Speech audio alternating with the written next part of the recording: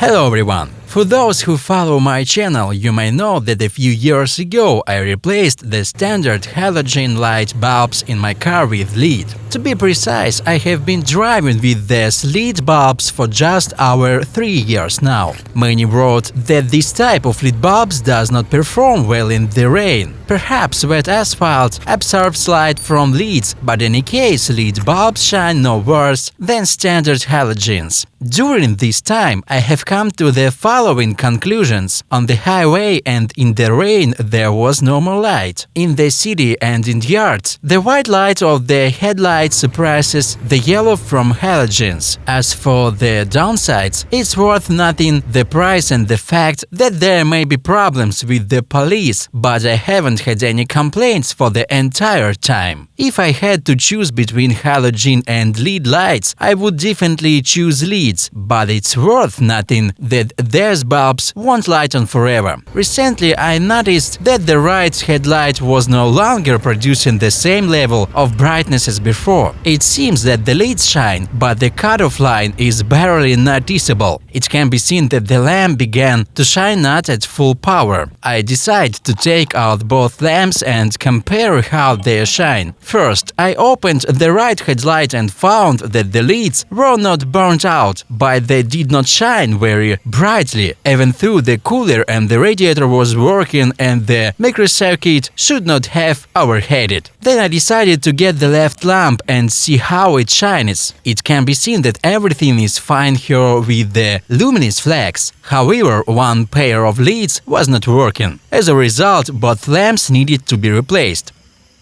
I decided to stop dealing with LED bulbs and switched back to old halogens. Now I have to drive with yellow headlights for comparison. I'll have to think about replacing the headlights or lenses in the future. By the way, the manufacturer claimed that the LED bulbs could last up to 50,000 hours, but in reality they lasted no more than 1,000 hours. That is for now. See you in the next video.